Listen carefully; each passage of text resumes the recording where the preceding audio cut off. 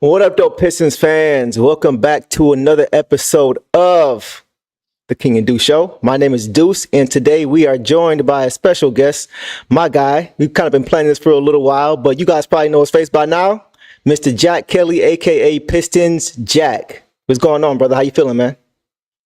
I'm good, my man. Thank you so much for having me on. I love the intro. I'm excited to talk Goose. We've been DMing back and forth a little bit now for a minute. So this team's actually Yeah. like really exciting to talk about. Like they're winning games. So man, I'm excited to be on here with you and just talking about our favorite team.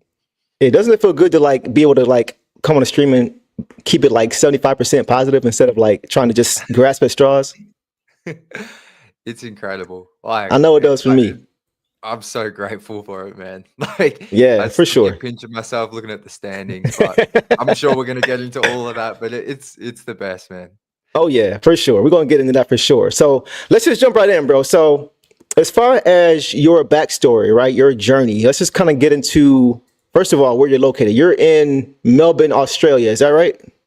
Yes, correct. Okay. So, Okay. So let me just start with this. What time is it right now where you are? so, so for me right now, it is 12:05 p.m. So right in the middle of the day. Um, yeah, Okay. just around lunchtime. Like it's sunny. It's summer here right now. I think it's like 30 degrees Celsius outside. I know you guys use Fahrenheit, but it's hot here. It's 30 degrees, bro. It's not 30 degrees Fahrenheit over here. Yeah. So man, make sure you bring a coat whenever you come visit, which should be soon. We're gonna get to that later. But yeah, for For sure, sure. for sure. So let me ask you this too. How do you manage your schedule? Because you're always current with the Pistons content. You're like one of the first ones I see popping out. It's hard for me and my team to stay current sometimes. And I'm looking at you like, how does he do this? So is it hard for you to stay up to keep, up with the schedule? Is it hard for you to get sleep? But when the games are going on, like how does that work for you, bro? So that's partly why. So before this, I was working for So I quit my job. So I do Pistons now full time. This is all I do predominantly. I do some freelance work on the side, social media stuff, but this is all I do right now. And to commit the way I have this season, have content across like multiple platforms, like because of the games here start like 7 p.m. Eastern is 11 a.m. for me here. So the Right. games work really well. They're in the middle of the day, but in Okay. terms of having a full-time job, you can't watch the games live. So Yeah. for me, like I just things normally like I can do the games fine. The only stuff I tend to miss is anytime there's a big trade, big signing, all the off-season stuff. That's typically when I'm asleep because I think for Mm. you guys, that's normally during like the day. Hmm. So yeah, that stuff I'm normally a bit behind on, but I don't know, catch up on that anyway. Like so, I'm yeah, sure when the you games are on, man, I'm just pumping out content. I'm sure you probably got notifications set for certain people that if you are asleep, hopefully if you can wake up, you'll get to it. I know I do, so I'm pretty sure you do too. Definitely no. I used to have Woj and obviously Shams, and did have a few of the beat reporters. So yeah, definitely in the Yeah, off season. for sure, for sure. We want to say what's up to everybody in the chat. We appreciate you guys always showing up and showing out as you usually do, and this is no exception. So, getting back to you, bro. From what I hear, from what you were telling me, you're going to be making your first trip to Detroit sometime this season. Is that right? That is correct. Oh, yeah, I'm that's what very I'm talking excited. about. Talk about it. Talk about it. Because we definitely got to link up for sure, bro. Like, I don't know if you guys know, Jax, he's been doing some big things around here. He's got these great recaps that he does after every game. They're really, really good. They're so good that the Pistons actually picked a few of them up and collaborated with him on them on Instagram and X. And I think they sent you a customized jersey too, right? Yeah, no, that week was wild. So that was for the jersey was for World Basketball Day. I kind of was the lucky person from Australia to get one. I think they sent out jerseys to at least 10 different countries. Hmm. Um, and then we all took photos and they put together this really cool post.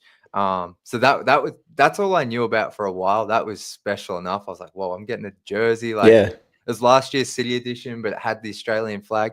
Wait, do I have it here? Yeah, that boy's No, fire. I saw it on no, it's IG. in That's my fire. cupboard. Yeah, it's on my IG. It's really cool. I was like, wow, this is amazing. And then I don't know. I've just gotten to know some of the social team over the past 6 to 12 months. When I went to Summer League 2023, I met some people. So just keeping those relationships. And then when I decided to do this full time, I don't know. I just reached out to see if there's any potential possibilities. And Yeah. yeah, we've collabed on a few things. And then I had no idea about this trip, but they basically just messaged me and said, I need you to film yourself reacting to an email. And there's the video. I think some people would have seen it. It's on my Yeah. Instagram. Yeah. They Yeah. basically Yeah. surprised me with a trip to Detroit. So, but Crazy. man, it still doesn't feel real. Like, so that'll be still waiting for dates to be 100% locked in, but I'm Okay. getting to Detroit in February. I feel like I can say that confidently. So, Okay. Okay. Looking forward to that for sure, man. Yeah. You definitely got support in the chat here too. Ryan, what's going on, bro? Yeah, definitely support Jack, man. We're gonna drop all those links later on, but just want to get to this too, man. First of all, first and foremost, everybody drop some fire emojis in the chat. I need to see fire emojis all up and down the chat for Jack. We got to roll the red carpet out for him. This is my guy right here. We've had a chance to get to know each other a little bit, remotely for now until he actually makes the trip. But so tell me this, man. Tell me this. As far as Pistons fans, right? We as Pistons fans, most of us have our own story as to how we got introduced to the Pistons, right? For me, it was watching the bad boys go back to back in 89, 90. I'm a little bit of an old head. So just kind of talk about your introduction to the Pistons and then how you kind of got to where you are today. Yeah, so I started following the NBA in like the mid 2000s, I think. I never played, like, I was like 10, I want to say. Like, I think I'm a bit older than people think as well. How old are you? But How old are you? I turned 29 last year. So, so, but I remember mid 2000s, my mum was like, sign me up to play basketball in the summer. I'd never played before. And then I was just like, okay, I got to figure out how to play this. I started watching the NBA, and then I didn't have a team, but in that 2000s, you had like LeBron, Kobe, you had Dwight on the Magic. For some reason, I just really loved that Stan Van Gundy Magic team, and they had Dwight Howard.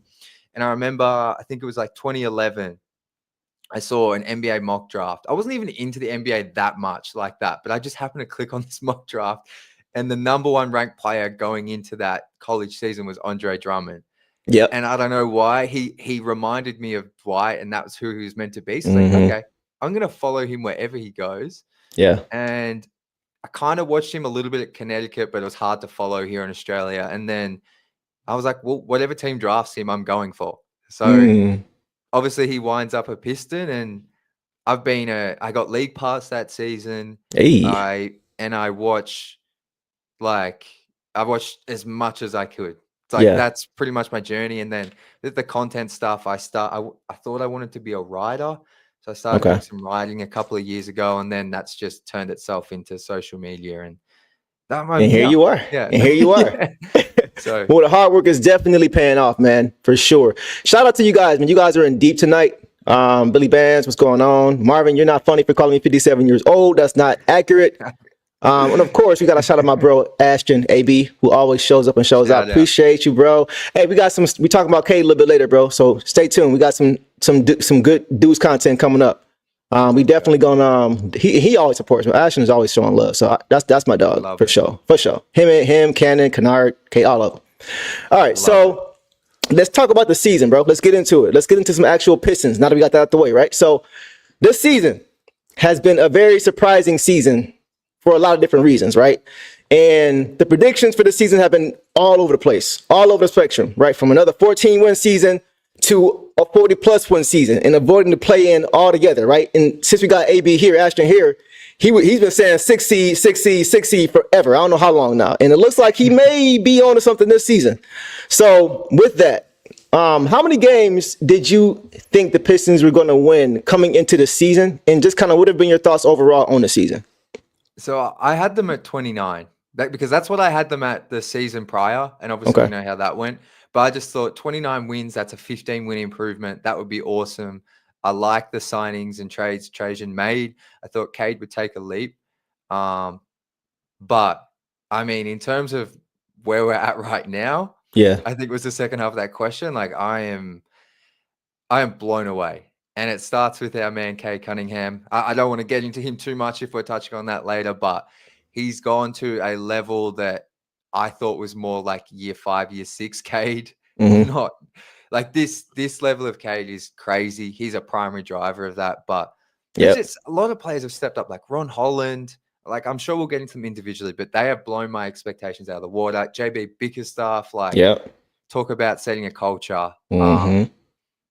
And yeah, the direction of this team it's crazy. What are we 38 games in? Like Yep.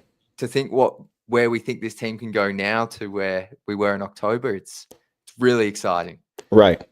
100%. So 29, right? That's actually a lot more than what I heard as far as predictions. Most of what I heard was between 20 and 25. I personally had him at 35.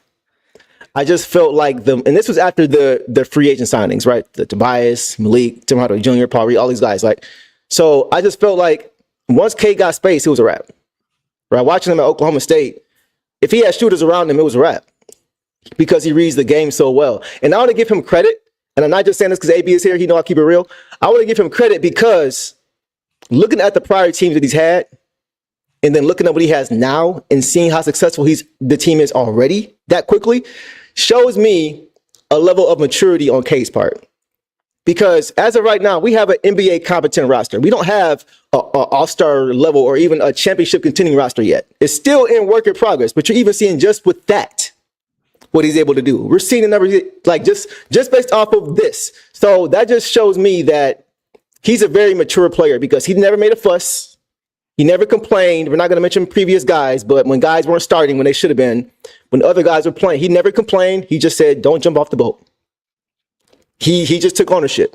So that is that's part of why he went number one. It's not just the basketball skills. It's the leadership and the maturity that he brings to this team as well. So I'm really happy for him now that he's starting to reap the benefits of his labor and his maturity, because now the Pistons are really taking care of him and really treating him like a number one pick. And now he's playing like one. So I think that's a great thing for him. So let's get to this, bro. The Pistons are currently 19-19, right? And they are in the 8th spot in the Eastern Conference. But we know, as of recently, we were told that Trajan Langdon may be a buyer at the trade deadline. He may be a bit more aggressive because of what he's seen so far this season, right? It's been a very surprising year. He even said that they're ahead of schedule, and as a result of that, they're changing their strategy and they're going to consider making some trades to their roster. So what are your thoughts on that? Do you think there's anything that do you have any hunches as to what he may potentially do? Do you think he may just kind of just look at the landscape and see what's available? What do you think? It's really interesting because I was just talking on last night's post-game show just about how from where I was 3 weeks ago, my mindset on this team is more drifted towards like just keeping it as the status quo, keep the veterans, because whatever they're doing right now, there's a connectivity, there's a culture, and all the guys like seem to really uplift, and like that there's a real confidence in this group. Yeah. That I think is really contributing to the wins, them having a 3-0 or 3-win streak on the West Coast. Like, so in terms of a move, like I think the name that comes up every single time is Brandon Ingram. Yeah. Truthfully, I like I said, about 3 weeks to a month ago, like a Levine trade or Ingram, I was for that, but. And I know like that was when Jaden Ivey was still playing, but Yeah. man, I love what they have right now. And I think part of me, I know they have to make a move because they have 14 million in cap space. And Trajan wants to get picks, like more picks in, more assets. Yeah. I still, even with that report, I must admit, I find it hard to believe Trajan's still going to go out and get someone like Brandon Ingram. I could be so wrong. Maybe they become a third team and they end up with Michael Porter Jr. I know that was a thing a few weeks ago. Yeah. I could see that, but I still just think my gut feel is Trajan will try get a pick, take on a contract, and then potentially the Pistons, that pick goes to Minnesota, and now you have all your assets back this offseason, and then you make a bigger move. So I just feel like the thing with Trajan is he came in and had to hire a coach, had the NBA draft in a week, free agency a week later. Like, I feel like even though we're getting some really good data on all these players and like getting to see them mesh, and like you pointed out, like the spacing around Cade and how good that's made him look. I just think maybe it's a bit soon, especially when they're playing so well together. But I do think they need to get someone to replace Jaden Ivey this season. And a name I heard brought up was like Marcus Smart. Now, I wasn't immediately happy with that, but then I thought I think he has like 15 to 20 million that you'd have this season and next, which sounds like a lot, but it kind of does help fill that void. I'm not in love with it, but that's just a name I've kind of seen thrown around as well. That's not like Ingram or one of those bigger names. Right. Right. Yeah, I like the Marcus Smart name. I was thinking, and I'm not sure how long these guys' contracts are, but I'm with you. I think if Jaden's injury is season ending, which I'm fearful that it may be, you have to get Cade more help this season. Right. I think the Pistons just getting a taste of the play-in or the playoffs. Like we had that big game against Milwaukee in the NBA Cup to see who was going to advance. That was pretty much the biggest game of a lot of these guys' career in the NBA. So just getting them some experience, giving them some incentive, something to play for is important. And if Jaden is out for the season, you got to get Cade some help. And I was thinking like a guy like CJ McCollum. I do like the Marcus Smart idea because of what he brings defensively, and that's what we are as a Detroit team. So either one of those guys, I like what McCollum brings from a spacing standpoint, right? Just another shooter for Cade. We've seen what Tim Hardaway Jr. has been able to do. We've seen what Malik Beasley's been able to do. So that kind of guy, a catch and shoot guy, I think would really, and McCollum's not just a shooter. He's a scorer. He's a secondary, he's tertiary scorer. So having that kind of like release valve, safety valve for Cade, I think would be good too. Either one of those kind of names I like. I don't really like the Brandon Ingram name because we already have a logjam at the wing between Asar, between Tim Hardaway Jr. when he's playing the three, Ron Holland, Simone Fontecchio, and now Bobby Clintman. Like we have a lot of wings right now, so I don't want to crowd that room even more. And I'm with you, bro. I really want to see what the Pistons have right now. I feel like this is an eval season, or this was supposed to be evaluation season. I think we're surprised by how much we won, but I don't think the Pistons should make any big moves like that until they at least know what they have. You know, it just seems a bit early to me. What about you? Well, that's the thing. I think just let it rock. Like these young guys, I know JI might be out for the season, and that absolutely sucks because like, I'm sure, like, I don't know if we've got time for it, but I'd love to do a few minutes on Jaden Ivey and how good he was playing before he went out injured and just earlier in the season. But the reason I like McCollum as well and Smart is because I think when JI is back, JI is your starting two for me. Like I'm all in on that backcourt. So I think McCollum, though, because he might be happy to settle into a six-man role. I could definitely see Marcus Smart when JI is back. That's why I'm also fine to bring them in because I don't think they take too much away from JI. And I think you can play them with Ivy. They benefit JI just as much as Cade. So, yeah, look, if they were to trade for Ingram, I'm not going to sit here and say I'd be like, this is a disgrace and like going crazy. Like I would get around it. I'll support it because I can see a vision there. Yeah. But at the same time, like Ron Holland, Asar, like Ron, like, man, I could talk about Ron for ages. Like, he's awesome, man. Like, and I know he's still raw, but there's something about him and Asar together with Cade and Ivy that's just, there's something really special there that I would like to see play out for this season before we cut it short. Yeah. And bring in a guy to take a heap of their minutes. Absolutely. I'm totally with you on Ron Holland and Asar. I want to see those guys eventually play more together. I know it's kind of hard probably right now because neither one of those guys are really great shooters and neither of them are great ball handlers either. And you want to have at least another ball handler for Cade, I think. So, but I think eventually as they continue to get better with their jump shot, the two of them on the floor together will be a terror. You think about the teams we're trying to catch in the East, Boston, they'd be perfect for a team like Boston to guard. With Jason Tatum and Jaylen Brown, who else do you want guarding those two guys? You know what I mean? So like and that's another reason why I just want to like you let it ride. Just see what these guys' potential really is. Put these guys in situations and see what they do, how they respond, right? Those kind of things are what I think you can learn from this season and pick up wins along the way, as we're seeing. Like, these guys are still really figuring out what they're doing, and they're still winning just off of their ability and their grit and their effort. So let them build some chemistry, let them build some camaraderie, and then see what you have, and then add that guy when the time is right. That's kind of my take on it, but I'm totally with you on yours too. So I wanted to do this too. Since we have, let's get to this. So let's talk about the starting lineup. I kind of want to just kind of go through each starter, and we can kind of go through as many guys as you want, but I want to get through the starters. And it's been a roller coaster of a season for some of our starters, right? They've had some peaks and valleys, but the last 2 or 3 weeks, they've really collectively and individually they've been playing a lot better, especially Jaden before he got hurt. He was playing the best basketball of his life. And I want to ask you about each starter, right? I need you to give me a grade for each starter based on, what the games they've been available. So let's focus on the ideal lineup, right? So that's Cade, Jaden. I know he's hurt, but Jaden, a star at the 3, Tobias at the 4, Jalen at the 5. If you want to throw in Tim Hardaway Jr. and Malik Beasley because they started too, that's cool. But let's start with those 5 guys. Let's start with Cade. What would you grade Cade to start the season up to this point, 38 games in? He's an A. An A. That's easy. Yeah. Only thing holding me back with Cade a little bit is just finishing around the rim. But I'm being picky, but if we're gonna give A plus to me, that's 100%.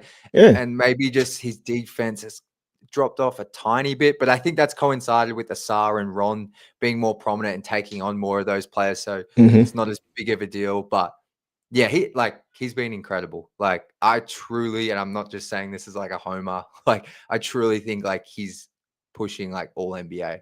If the team can stay around 500 and he keeps up this play, that's not crazy at all. I think he's genuinely being a top 15 player in the NBA. Yeah, I think that's probably the easiest one we're gonna do.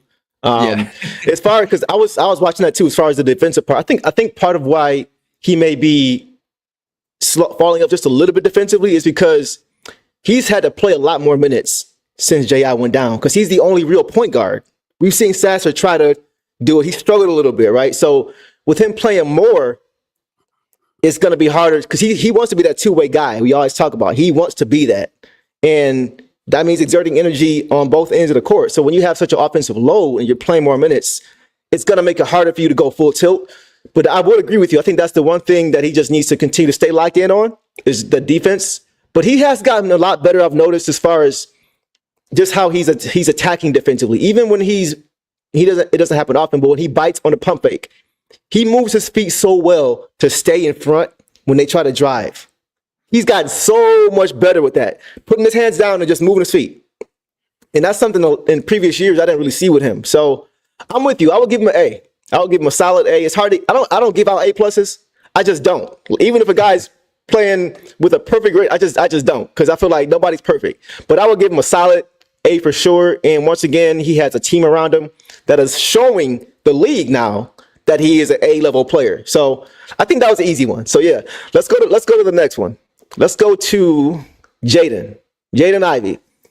Based on what you've seen so far from him and before his injury, how would you grade him? What would you give him? I think I think a B plus. And because I give him a B plus because I truly believe those 10 games before the original injury with the knee soreness, and I think you also kind of mentioned he had some left toe soreness. I think that really affected him in that slump where he kind of not lost his way, but the percentages went down. He just wasn't the same J.I. He wasn't as attacking the paint as much. But when he was healthy this season, he finished the season shooting. Well, I shouldn't say finished. He's shooting right now 41% from 3 on 5 attempts. I think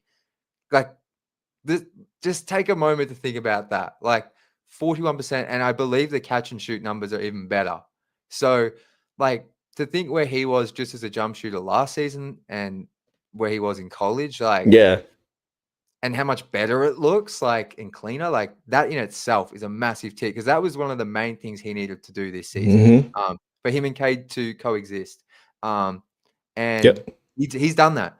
And then when healthy, I've loved how he attacks the offensive glass. That game we came back against Phoenix, he was everywhere. His handle has gotten so much better. I think it's a product of 2 off seasons of work, but this season in particular, so much tighter with his handle in traffic and just looks so much more confident with in and out dribbles. I can't recall him doing those as much as he has this season. I think have to no, go ahead. Yeah. Most clutch player on the team. Facts. Most clutch 2 game winners. 2 game winners.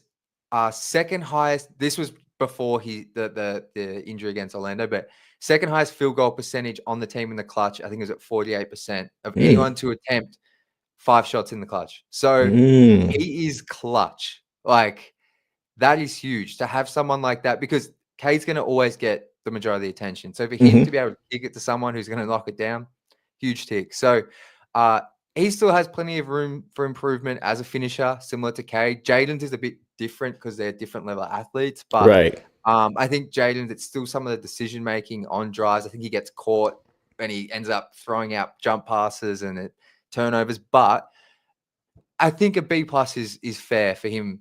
If you want to, like, for me, it's because I don't believe that 10-game stretch he struggled, he was fully healthy. I think it Right. was injury. No, truly yeah, do. you're 100% right. I can verify that he was playing hurt, not injured, but he was playing through. He was playing through things, and that's just because he doesn't complain. Yeah. Jaden does not complain, bro. Sometimes he needs to be sat down because he just was like, I'm good. I'm good. No, you're not, bro. Sit down. You're not. So I would give him an A minus, but and it's not really his fault, but I'm giving him a B plus too because of the availability, right? Because of the injury was not his fault, especially this last one. But I would give him a B plus. I think his biggest improvements have been, number one, pacing. He used to be always on 10, always on 10. And, I understand it because he's such a freak athlete, like his father and his mother and his grandfather before him. But now guys in the NBA, everybody's an athlete now. Everybody, not quite as fast as him, but they can somewhat stay in front sometimes, for the most part, right? If you're just going vertical. And his pacing has gotten much better as far as understanding when to go full speed, when to slow it down, when to wait for the pick, the roller to get to a spot, all those kind of things. He's gotten so much better with that. And his shooting, I want to talk about the shooting too, because while it has improved from a percentage standpoint, a lot of it has to do, from what I've noticed, is the quality of his three-pointers, the quality of shot. As a rookie, there was no offense. There was no set offense. A lot of his shots were him catching the ball back with 5 seconds left, and he's trying to go one-on-one from the top of the key. And that's not a high percentage shot for anybody. Even Steph Curry. Steph's going to make them because he's Steph, but it's not a high-quality shot. Now, his shots are within the offense, sometimes in transition. The ball is hopping, and he's catching it and just shooting it. And as a result, the percentage goes up. So that's naturally what's going to happen. So I think, like Cade too, just being a byproduct of having better players around you is making him so much better. So those two things I think have really improved for him. And that's why, just like you, I give him a B plus. So we 2 for 2 so far. We moving. So let's go to the next one. Let's go to Asar. Let's go to Asar Thompson. What would you grade him? I know it's kind of a smaller sample size because he hasn't played as much because of the blood clot. But just from what you've seen, what would you give Asar?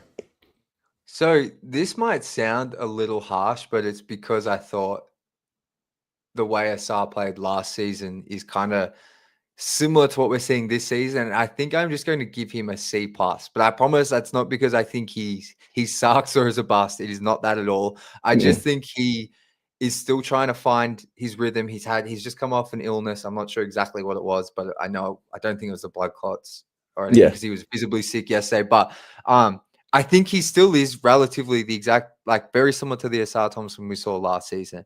And he's an excellent rebounder. He's an excellent on-ball defender.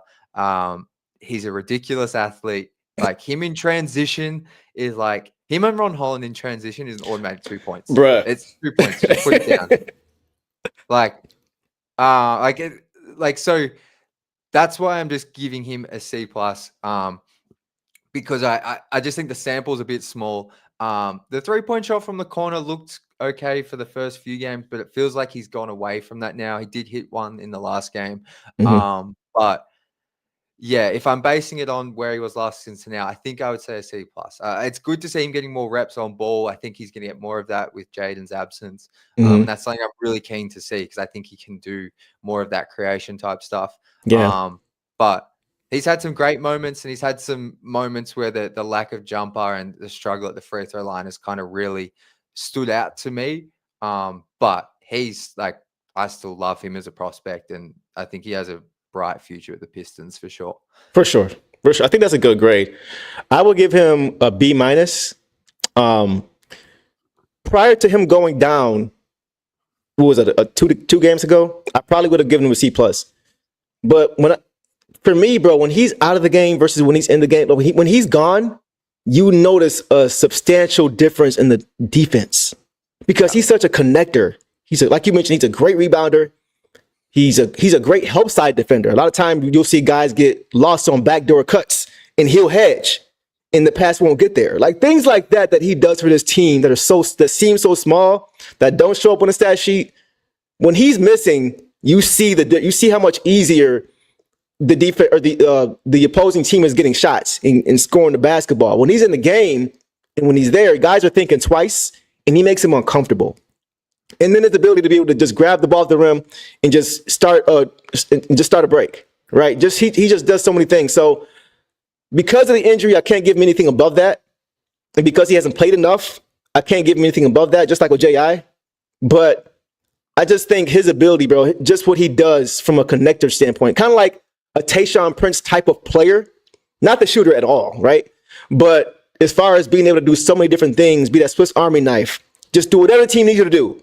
When he's missing, you see it and you feel it. So because of that, I got to give him a B-, but I can't go higher than that. So you said C+, right? Yeah. Okay. I'm not mad at that either. That's right there. Right there. All right, like cool, some cool. people might think that's a bit harsh, but I mean, yeah, you know what though? Like, cause we're getting solid B's, you know. okay, that makes me feel better. Yeah, there you go. We good. You right there, bro. Let's go to Tobias. It may get a little interesting here. So as far as Tobias, what you've seen from him so far, he's played, I think, pretty much almost all the games, which I got to give him credit for. As far as Tobias goes, what would you give him? I think it's a C. I think I've enjoyed Tobias at points this season. I think he's brought a lot to this team that they need as a rebounder. I actually don't mind his post-ups, just when it's more against like the opposing team's bench, but I think that's a real source of offense. Like I feel like that turnaround jumper he has like 10 to 15 feet out is money, and he's actually kind of weirdly good at drawing fouls on those as well. But I think I didn't expect, I probably hadn't watched enough Tobias recently to realize how much he's kind of just lost laterally on defense. Like I remember when he was first here in Detroit, like he's never been a great defender, like, and he's never been an elite athlete. He's just like a bigger guy that can score. But deep defensively, it's been a bit of a tough watch at times, but I think he makes up for some of it with his rebounding and communication. And then offensively, like just the 3-point shot, like particularly from the corners, like he hit a couple, I think last night, and he's been better during this streak. But I think on the season, it just feels like there's been a lot of times where you expect your veteran player to knock down a shot, and he just hasn't been able to. And I know that's something that's hard to kind of quantify, but if you watch the games, like obviously you do, and probably a lot of the people in the chat, like it just feels like there's been a lot of big moments that he's just come up short. And maybe I shouldn't be expecting that from Tobias, but I think that's probably what's really bringing the grade down for me. Because I think I will say, since Jaden went out though, I think he's stepped up and helped. He was like a real contributor to like the 5-game winning streak and just overall the past couple of weeks. I like it. Real quick. Shout out to you guys in the chat. Juan was good. Daryl was good. On was good. Everybody was good, man. I appreciate you guys showing up and showing out, man. Y'all are Hey, listen, man. They don't play over here, bro. In this chat, in this community, they keep it a stack, and they don't go easy. They're sometimes harsh. Sometimes I gotta reel them back in. Sometimes like, bro, chill. That's a little bit too much. But getting back to what you said, as far as the grade, I give him a C. I think you said C, right? Solid C. Yeah. I give him a C, bro. And for me, like you probably remember when he was here back in 2016, 2017. And I initially thought that we were getting that guy, that 15 to 18 point per game score. And I thought we were going to get it from the start of the season. And it didn't happen early on. His shot betrayed him a little bit, but early on, he was rebounding very well. I didn't notice that. Sometimes he would lead the team with 10, 11 rebounds during, which is my dog. But there were times, so he was doing things, he was doing other things to kind of make up for that lack of scoring early on. And then he hit a period where he really wasn't giving us that either. And the shot still wasn't falling. But like you just said, lately, he's been giving us both. His shot has been falling. There were so many times early this season in close games in the fourth quarter where the Pistons were on a break.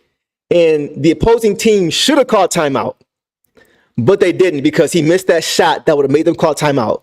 You know what I mean? There's so many times like if you make that shot, We got the momentum. We got the crowd behind us. Timeout, we're probably winning this game. And there was so many times he just wouldn't make it, and they come down and get it, and they come down and get a 3, and it'd be a 6-point swing or something crazy. And that would just drive me crazy. So, but lately, he's found his jumper. He's shooting much better, and he's still giving you other things as well. So because he's had such a roller coaster season to start so far, I got to balance it out and give him a C. I'm right there with you. Yeah, I think that's very fair. I think C's fine. I think a lot of people might go lower, like the Z plus we had, but I think I'm factoring in as well. I think he's and like we might talk about some of the other vets, but what they've brought into that locker room is something that you don't see on the court, like physically, or you kind of do, but I think that he's brought a real culture to this team. Yeah. That.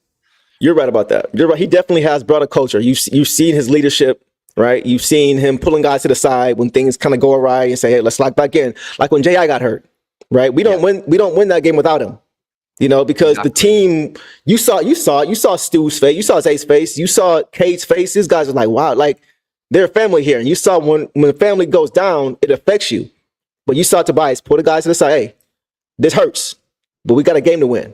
Let's go get it. Like that experience, somebody who's been there before, that is, I think, why I also give him a C, because he's bringing that leadership as well. So I got to give him credit for that too.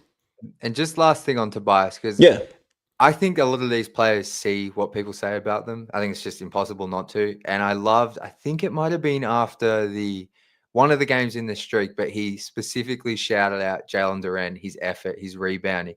And I just thought that's huge, because like I've been on JD about that. So many people being on JD here. That's probably really wearing on him. I think a lot of it's justified. The way some people go about with JD is a bit disrespectful, but I think on the most part, it's been an issue for him. And just, I think it's huge that Tobias shouted that out in the post-game press conference to like, just be there for his guy and like, make sure people see and hear that. So just 100%. Those little things I really have enjoyed with Tobias as well. Totally agree. Since you mentioned JD, let's get to him. This may be the most polarizing out of all of them. But I have an interesting take too. So I'll let you go first, bro. As far as what you've seen from JD so far, what is your grade for JD? This is really tough. I think I'm gonna say a C plus, and I think that's because I think he struggled earlier in the season.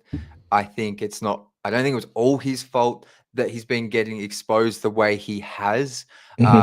Defending earlier in the season, like in space, struggling with those stretch bigs, but some of it at the same time, like we'll all go back to that Bulls game where Vooch just torched the Pistons and JD just kept being late. But I think the Pistons have changed their scheme a little bit, where they're now like blitzing and like sending him to the ball handler and pick and roll. And like he's just been more active recently. And I think in this past 3 weeks, honestly, if I was on here a month ago, I probably would have given him a D plus.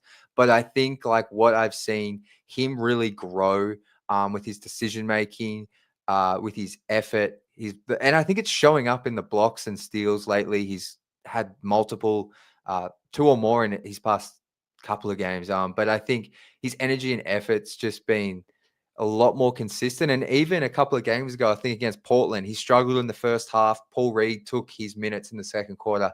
Then the second half of that game, he was a monster. So I think he's growing within games as well and not getting too down on himself and being out for the entire game. So I think a C plus is, that's where I land with him. And he's trending upwards. I would give him a C.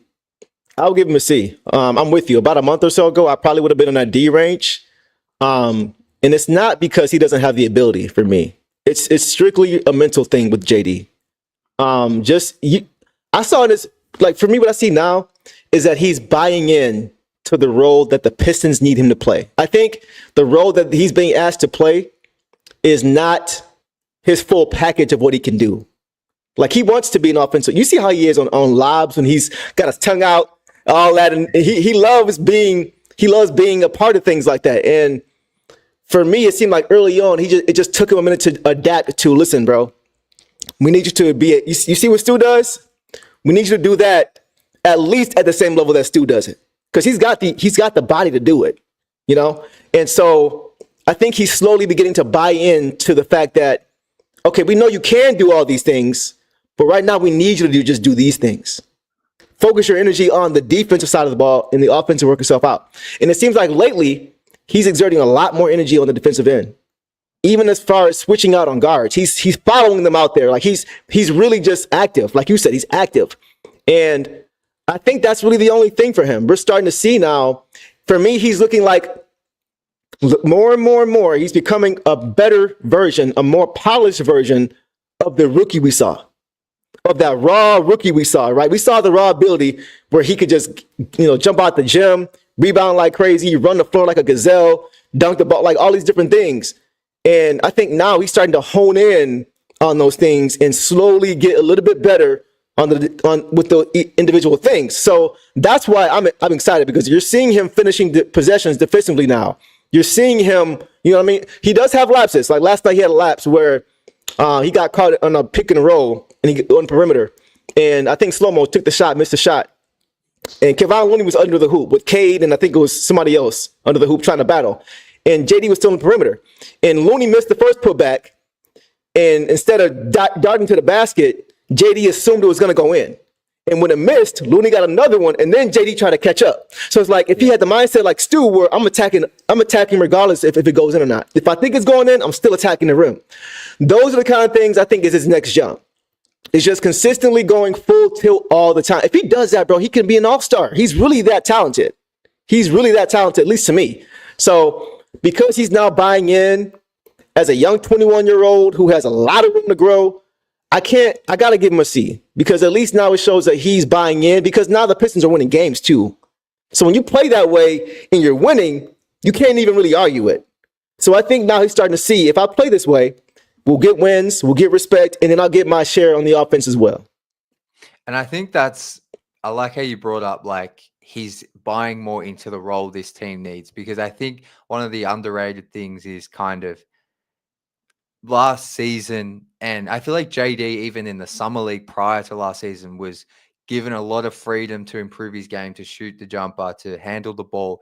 And that is part of that other aspect that you spoke about, where like he's like got this amount of skill, but this is what the team needs.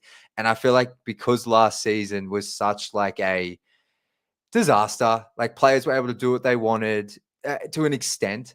And I think he kind of found out early this season that when the microscope's on and this team's more competitive, like you got to lock in defensively every possession. The fans won't just be on you. I'm sure his teammates are, and the coaches, like they see it clearly. And I think he's just been adjusting to that. And like you said, buying into more like doing the dirty work, being a cleanup guy. He's always been a good offensive rebounder, but like you said, he still has those moments where you can't just assume it's going in. And I think he's leaning more into doing that workman-like role as a big, and then the other stuff will come. So yeah, 100%, bro. Right direction, he's trending in the right direction for sure. And I think I'm so hard on him because I know how I see his ceiling.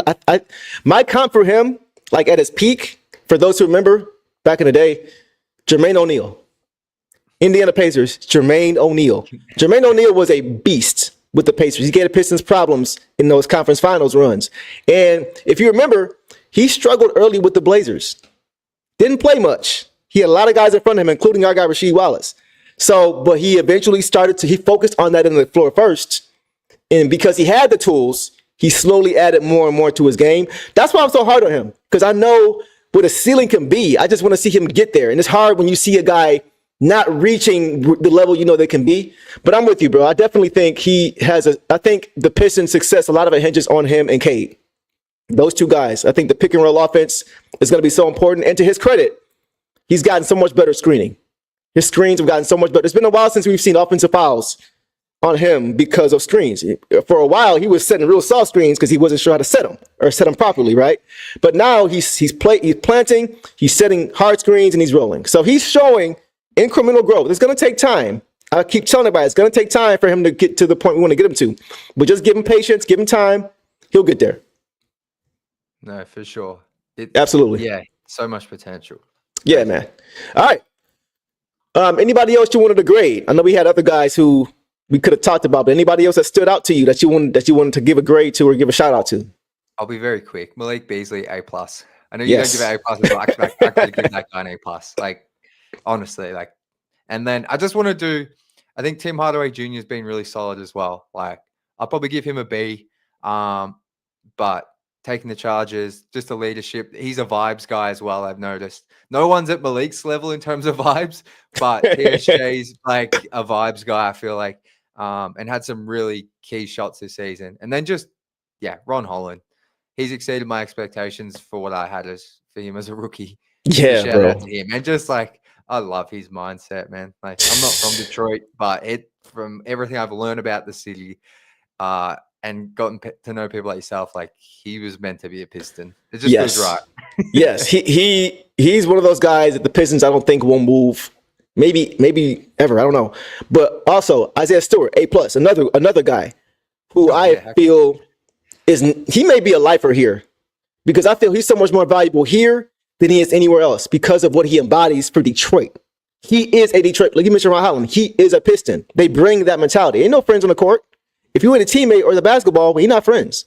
So that's how he is. You saw him last night ripping the ball away from I think it was Waters on. Yeah. So guys like that, some guys you just don't move because the intangibles, like guys like Draymond Green last night, had a very underwhelming stat line, but was a player of the game for them. Certain guys like that, you just don't move because they embody what you are as a team. So I'm with you on those. Ron Holland, you hit that dead on. Beasley, you hit that dead on. Tim Hardaway, you pretty much hit on all those, bro. And Paul Reed, shout out to him. He hasn't played a lot, but I want to give him a shout out too because whenever he's played, he's been solid for the Pistons as well. Joe Pesci, in my opinion, JD needs to lose some weight to become lighter. So how much weight do you think he needs to lose? He's not a big guy. He's not that big. I don't know. I'm not mad at that, but go ahead. What are your thoughts on that, bro? I don't mind that from Joe, because one thing I've noticed is JD's athletic, but at times I've wondered like if his biggest issue is his just foot speed. He's not as quick as you might think because he can get up and dunk. But I don't know if so I kind of don't mind that from Joe. I'm not saying he needs to lose weight, but I'd be interested to see if that's something the team's like kind of thought about with JD long term. Gotcha. Getting more like quicker on the perimeter, but yeah. Okay, Joe, I see you, bro. Okay. You may be on to something there. Okay. Co-sign from Pistons Jack. All right, so let's get to the next thing, bro. And this has been very interesting topic as of late. I think we all know what our answer should be. And before we go any further, if anybody has not yet voted for Cade Cunningham, let me give you just a little bit extra motivation to do so. Cade Cunningham just has to be an all-star. Here's why. The Pistons franchise cornerstone is posting career highs across the board in year 4 and is the driving force behind Detroit's resurgence in the Eastern Conference. Let's go, man! Come on! Cade sits alongside 3-time league MVP Nikola Jokic as the only players to be putting up at least 23 points, 7 rebounds, and 9 assists. Lays it in! And he has also tallied the 3rd most triple doubles in the NBA this season, behind only Jokic and LeBron James. But wait, there's more. On the defensive side of the court, Cunningham has elevated his game, delivering numerous stops with the game on the line. The Pistons star guard has spotted a league best 6 shots in clutch time this season. So what are you waiting for? Vote now for Cade Cunningham to represent your Detroit Pistons at the 2025 NBA All-Star Game. What you waiting for, man? Like, how do you not get hyped after watching that, bro? I'm just saying, like, no, seriously, bro. Shout out to you, man. That was put together beautifully. That was one of the ones that the Pistons actually used, guys, to collaborate with him on. Awesome stuff, all the way down to the music. You know how I am with the music. So, like, everything about that was just riveting and just got everybody, at least got me hyped to go. So, if you have not voted for Cade Cunningham yet, go vote. If you have voted for Cade Cunningham, go vote. It's unlimited. So, make sure you guys go vote. But with that in mind, bro, do you think that Cade will make the All-Star game this season? He has to. I know I said that in the video, but he has to. Like, he just has to. Like, even that video is from like a month ago, I think. Like, even more so. Like, he's gone to another level since then. Like, seriously, like I don't know how he's not an all-star. Like, I still need to like do a full like look into like the other options at guard, but like what Donovan Mitchell, because of the Cavs and the way they're playing, I put him ahead of Cade. Like, is Jaylen Brown a guard? Like, I feel like Cade's been better than him in the Celtics. Like, Yep. who else is there? Like, LaMelo's leading the votes, but like LaMelo like, I love LaMelo, but I think games played, teams record, like. And see, that's the thing, because the knock on Cade was that he wasn't winning before, and Melo's got 7 wins. So how is he number 1 in voting? They keep the way the goalpost moves, bro. It's insane. But I'm glad you asked, like, who may be ahead of him, because I actually have the list of guys here that we can take a look at together and just see who may possibly be in his way. So let's take a look here. So let's take a look at the guards right here. Oh, yeah. So we got LaMelo, we got Donovan Mitchell, D. Lillard, Jalen Brunson, Trae Young, and Maxey all above Cade, which is insane to me. Insane. A lot of these guys are here just because of names. I'm sorry. Yeah. But the way I believe it works as far as the voting and who gets in is there's 2 starters for guards, there's 2 backups, and then amongst the guards and the forwards, there's 2 wild card spots. So maybe 1 wild card spot for the guards, maybe 1 wild card spot for the forwards, or maybe 2 guards if they're really good guards, or maybe 2 forwards. So personally, bro, based on this right here, do you think that Cade will get voted in by the coaches? Yeah, I absolutely. I think I never expected Cade to be atop the vote getters because of it's a popularity contest at the end of the day. Like, I think a lot of fans are like educated, but I think like LaMelo being the top, that's just a product. LaMelo's a fun player, but he's been like in the spotlight since he was like 13. So like, true. But just looking at this list, like Cade definitely above Tyrese Maxey with where their season's at. Jalen Brunson would probably, Mitchell and Brunson are probably the 2 I can see ahead of Cade because of their team and the way they're playing and their kind of history. Yeah. Lillard, I think I haven't paid a lot of attention to the Bucks, but their record's not much better than the Pistons. So I might put Cade ahead of Dame. And I think he's got that firmly, if like that first guard off the bench, just based on this list. Yeah, I totally agree with you. I think the reason that Cade is going to get in is because of the fact that they're winning games now. Yeah, he's been not to this level because he's gotten better. He's elevated every season, but he's been pretty much doing this since he's been here. It's just that nobody cared because they weren't winning games, which is why it's so crazy that LaMelo's number 1. But you mentioned as far as him being around for a long time, being around the game for a long time. But I think that's going to be the biggest difference. They're doing things this year they haven't done in years. Had they won last night's game, they would have broke a streak from 10 years ago of winning 6 straight games. And Brandon Jennings hit that runner against the Spurs to win that game. That was the last time they won 6 games. Last time they won 5 games was 6 years ago. So like the things they're doing are resulting in wins. And he's the head of that snake. I think coaches look at stuff like that. They look at impact. They don't just look at who has 30 points a game or who is flashy. If LaMelo wasn't a top vote getter and he was further down the list, he may not get in at all because the coaches are going to look at how many wins you got. You know what I mean? So I think that's a big part of it, is that they're going to look at the actual player. Hoop heads know that Cade Cunningham is an all-star level player. And the fact that he's now winning makes it plausible for them to now say, okay, we can put him in now because this team is winning. So I'm holding on to that, bro. I hope he doesn't get snubbed. I don't see how he does. I'm going to be on one if he does. But I think they're going to do the right thing. I really do. There's no way. Like, just like you said, the record, like, there's no way he's not an all-star. Like, yeah. From what we've seen recently, like, I've never seen him get so much national media attention. Mm-hmm. He had an exclusive from Mark Spears written on him with Anscape, and I think that's kind of partnered with ESPN. And then another, I think Yahoo. What can I remember? Vinny Goodwill. Yeah, Vinny Goodwill. Yeah. Like, I know he's from Detroit, but still just so much national media attention. Like all these big accounts we all follow, like that do sports, Bleacher, but like he's everywhere. I feel like there's no way he can't be an all-star with the record and the play. Yep. I'm with you, bro. So I definitely think they're going to do the right thing, and I think he's going to get in. So 2 more things we're going to get to, and then we'll get you out of here, bro. Playoff hopes, right? We know that the Pistons are currently right now at 19-19. And they are currently, I believe, at 8th in the East. Let's take a look here. Let's take a look and see exactly where the Pistons are. And then based on where they are, we can see if we think they're going to get in. So, Eastern Conference, here we go, right here. The Pistons are currently right now in 8th place, 19-19. And they are firmly in the mix for the play-in. So, just based on what you have seen so far and based on the teams below them and above them, do you think the Pistons will comfortably make the play-in this season or the playoffs, whichever one you want to tackle? So yeah, I think they're definitely a play-in team. I could see. I think for me, Philadelphia is the only team that's going to jump into the mix, and I just believe the Pistons are better than the Bulls. I know they lost to them, but just season as a whole, I think the Pistons are a better team. Yeah, the Hawks are interesting to me. I can't get a grip of where they're going. They're fun, but they're also got some older players and like so. But I think they're firmly in that play-in mix for sure. It's just about where they finish. I can't see them. I really want to believe they can get to that 6th seed. But if I had to put money on it, I think I'm saying they're still 7 to 9. But man, can you imagine like 6th seed? Like, hey man, it's a conversation. It's not crazy. I will say that like it's a real thing. That could be a 6th seed.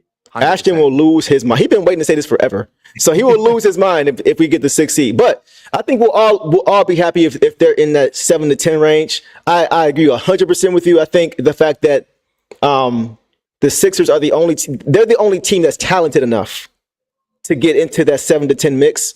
The net, in my opinion, the Wizards, the Nets on down are tank mode. They trying to capture the flag. That's all they're doing right now. They want Cooper Flag. They're trying to get him.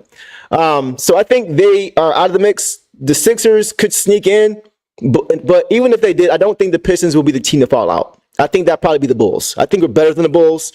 I think we can challenge the Hawks. And the Pacers, I think them as well. So I'm with you. I think the ceiling may be 6th seed, but I think the floor, absolute floor, is 10. And from there, I'd be happy to be in the playoffs or the play in and go from there. So 100%. Want to shout you guys out again. Once again, Marvin, you always show love. I appreciate you, bro. JD needs to do ballet with us. Sorry. I mean, you know what? That may go to the point that was made earlier about him losing weight. You guys may have been on to something about that. So I'm not mad at that.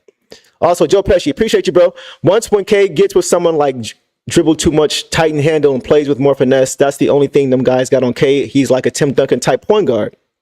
AI is AI because he had sauce. I hear what you're saying. I understand what you're saying. K is a very fundamental basketball player. Very, very smart basketball player. It's not always flashy like Melo. He doesn't have that hang time with Ja Morant, all these different things, but he gets the job done, much like Tim Duncan did. So I understand that comparison. I think that's a really good one, Joe.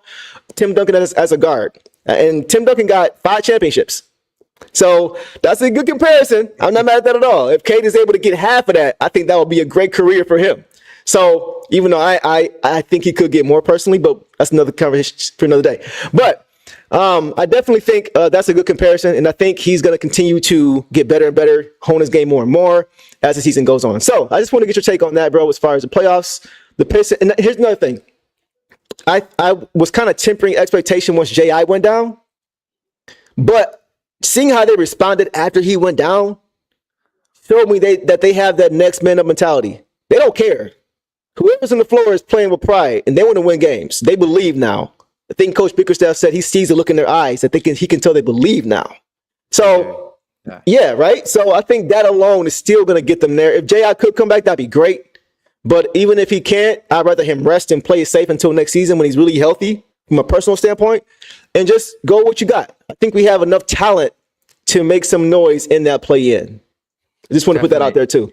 And I think what we're seeing since Jack, because I was the same as you, as soon as J.O. went down, obviously, like once we figured out he's going to be okay and whatever the recovery is, it is what it is. But it was like, okay, he's the second leading scorer, all the other stats we went through earlier. But it's like, I think we were just seeing that culture stand through. It's like next man up. And it reminds me a little bit of like the Orlando Magic kind of this season and where they've gotten to where like Paolo's out, Jalen Suggs is out, Franz is out. And they just go in and beat the Knicks on the road. Like, I'm not saying the Pistons are at the Magic's level yet, but they are trending in that direction where it's like you can take out your second best scorer and still a chance to win every single night in the regular season. So 100%. I think that's the culture and the belief. That's a great comparison, bro, because both of the Wanderers are down. I think Mo and Franz are down. So for them to be depleted like that and still be winning games in that fashion, to your point, it just goes to the mindset and Coach Mosley and what he's doing over there for that team. A lot, very similar to Coach Bickerstaff. So good point, bro. All right, last thing and we'll get you out of here. I got 3 rapid fire questions for you, right? Let's do it. There is no right or wrong answer. I'm going to just give you a scenario of which is most likely to happen. And you can give me Answer 1, answer 2. In chat, y'all jump in too. Let me know what you guys think as well. Sorry, you ready? Let's go. All right, first question. Which is most likely to happen? JB Bickerstaff wins Coach of the Year, or Cade wins Most Improved Player? I'll say Cade wins Most Improved Player because I think it's going to be tough for JB to win it because of just Kenny Atkinson and how good the Cavs have looked. But that's no slide on JB. I just think Cade Most Improved is much more likely. I like that answer. Yeah, I think that's where I'm going. Okay, that's a great answer. Okay, cool. Chat, what do y'all think? They say Cade. Okay, JB, there we go. We're getting a little mixture right there. Okay. I think it could go either way, but that's a great point about Atkinson, what he's doing with Cleveland. They haven't been this good since LeBron left. Nowhere near. So I would have to side with you on that one too. Good answer. All right, second one. Which is most likely to happen? Isaiah Stewart makes an all-defensive team, or the Pistons finish top 7 in the East? That's a good one. I still think I'm going to go Pistons top 7. It's just because Stu comes off the bench. I think he's playing some of the best defense in the NBA. Mm-hmm. Like for sure. I love watching him play basketball in general, but defensively he's just a menace. But like I just think with where the Pistons are at, it's much more likely they're top 7. Okay. I'm not mad at that either. I was debating like with this question, like should I go 6? Should I go 7? Should I go 8? I was trying to make it as hard as I could for you, but you kind of knocked it out anyway. So. So good answer. What do you guys think? They said top 7, top 5, 6 next year, top 6 in the East. Back. Okay, yeah. So pretty much a big bag again. All right. That means the questions are pretty solid. I like that. All right. So last question for you, and then we'll get you out of here. This one may be a little bit tough for you. Which is most likely to happen? Malik Beasley wins 6th Man of the Year, or Malik Beasley wins the 3-point shootout? Oh, I was looking at some stuff about the 6th Man of the Year for something I'm doing an upcoming video, and he's right there to win it. It's kind of him, Peyton Pritchard, and DeAndre Hunter from the Hawks. Yeah. Like he's been hooping. He's averaging like nearly 20 off the bench. Like I was like, whoa, I didn't even know that. But I think I'm gonna say 3-point shootout. I'm gonna say 3-point shootout. Okay. I feel like there's some bias a little bit with the national media that Peyton Pritchard will get it with the Celtics because they're gonna be like at least Eastern Conference Finals. So I was putting money on it. I'm gonna say 3-point shootout. Okay. So you think he's gonna win a 3-point shootout? Okay. I'm not mad at that. He's been there before. Right, so he has experience doing. I would just love to see him just go crazy, like score 25 in the round and just give a nice little shimmy. I would just love to see that, bro. But I'm telling you, he's definitely going there. I think he's like 3rd in the league as far as 3-pointers made. So it's not just a percentage, but it's the volume. He's just doing it. So that was a good answer, bro. I kind of want to say both because that would be a hell of a season for him. But even if it's just one of those, that's still a great season for him. So yeah, he's been balling out, bro. So. All right, good answers, bro. Good answers, man. Good questions. Hey, I appreciate it, bro. I tried to make it a little difficult for you. So, yeah, man, this has been a really great stream, man. I appreciate you coming on, bro. Everybody, once again, drop some more fire emojis in the chat for my boy, Jack. And just in case you guys can't find him, there will be links in the description of this video to all his platforms. So all you got to do is just scroll down and click, and, of course, hit follow. So I'm looking forward, bro, to linking up with you when you make a trip to the D. We got to grab a drink or 3. I might take you down to Sweetwater to get some wings. You know what I mean? We'll definitely take care of you for sure. Oh man, I cannot wait. Cannot wait to get to Detroit and link up. It's gonna be crazy. Like seeing you in the flesh, seeing like everyone in the. It's gonna be. I can't wait. It's gonna be fun. But, it's gonna be incredible, man. Like hoping to be there for like a week as well. So there's gonna be some time. Like I'm really looking forward to it. So, but thank you so much for having me on your show, man. This has been absolutely so much fun. Vibes. I had to return the favor, bro. You had me on yours, so I had to return the favor for sure. Next time we'll have King on, and it'll really have a lot of fun. Absolutely, man. Thank you so much. Absolutely, man. So with that, we're going to call it a night, guys. Make sure everybody is subscribed to all of us here, including my man Piston Jack. We're going to have content for Pistons all year long, and we appreciate every single one of you. So, of course, you'll probably see myself. You'll probably see Jack because you're going to subscribe. You'll see him tomorrow night on YouTube after the Pistons-Raptors matchup. And as always, Detroit versus everybody. Peace.